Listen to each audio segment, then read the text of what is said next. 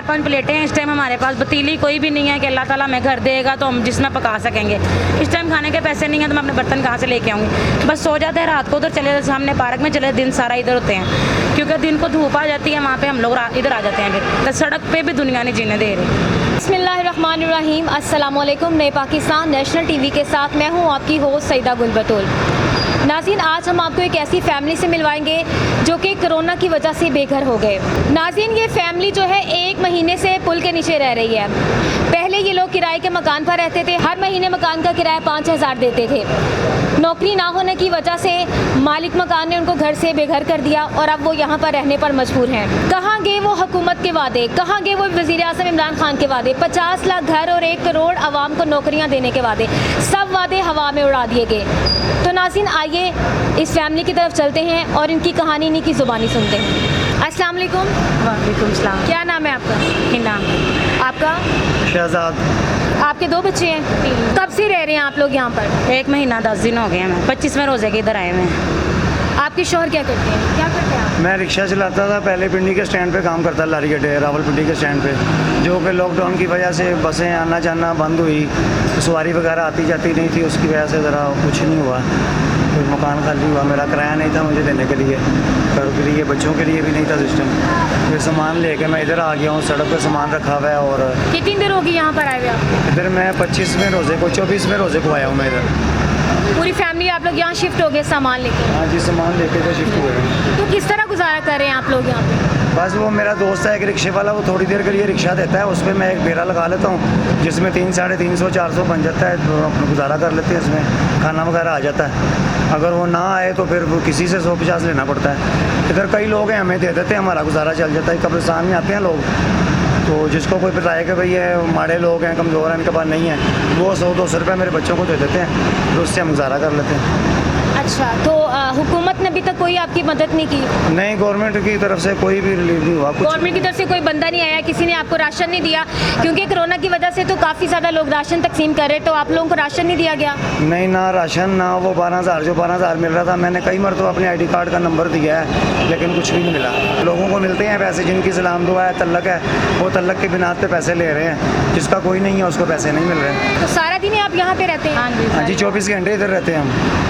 रात को हम पार्क में चले जाते हैं सामने, और दिन को धूप के बजने से इधर स्टेशन में आ जाते हैं। मालिक मकान ने जो है क्यों निकाला आप लोगों को? किराए की वजह से निकाला, किराया नहीं दिया था। उस्मान गुजार साहब तो कह रहे थे कि जब तक कोरोना की वजह से हालात ठीक नहीं होते तो कोई भी जो मालिक मकान है वो किराएदारों को नहीं निकालेगा, तो आपको क्यों निकाला गया? नहीं, कुछ भी नहीं हुआ। हमने माफ नहीं किया किराया।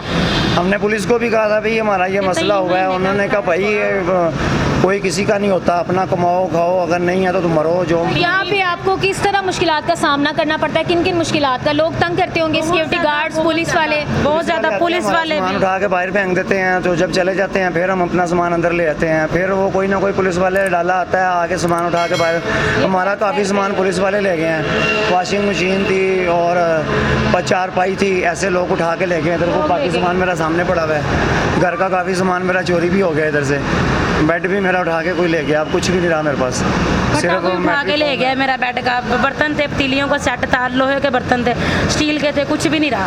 सिर्फ 4-5 प्लेटें हैं इस टाइम हमारे पास, पतीली कोई भी नहीं है कि अल्लाह ताला हमें घर देगा तो हम जिसमें पका सकेंगे।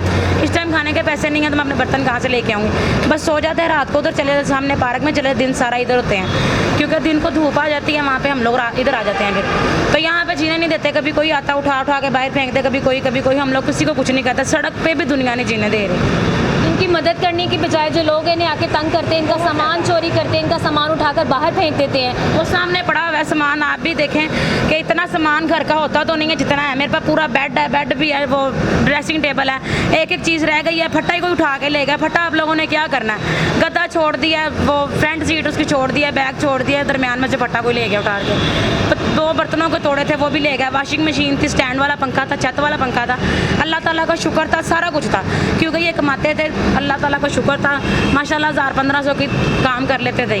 जब का ये लॉकडाउन का मसला बन गया वह हम लोग घर पे घर हो गए। किसी ने भी किराया नहीं छोड़ा, किसी ने राशन नहीं दिया, किसी ने कोई पैसा नहीं दिया, किसी ने कोई मदद नहीं की? भी नहीं, कुछ भी नहीं। किसी ने हमें 1 रुपया भी हमारे लिए आराम है। हम लोग बस ये है, रमज़ान के रोज़े हमने बड़ी मुश्किल रखे हैं, इफ्तार बहुत मुश्किल किया है। सुबह भी खाने के लिए कुछ नहीं होता था, लेकिन फिर भी हम करते थे गुजारा, कि अपना गुजारा तो हमने करना ही है। रमज़ान में तो काफ़ी ज़्यादा राशन तकसीम हुआ है, गरीबों को दिया गया है। हमने कहा हमें किसी ने कोई चीज़ नहीं आई, हमारा तो कुछ नहीं है। आपको मैंने कहा तल्लक के सर पे लोग दे रहे आपके हैं। रिश्तेदारों ने भी आपकी कोई मदद नहीं की? कहा है वो आपके रिश्तेदार? उन्होंने कहा आपको हम आपको जगह देते हैं? कोई भी नहीं, कोई भी नहीं रिश्तेदार। मेरी बाजी ने रखा था 10 दिन, उसके बाद मेरे बहन भाई ने उसको भी बोला कि भाई तुमने इनको रखना तो फिर तुम भी जो है ना गुजारा करो, मैं चला जाता हूँ।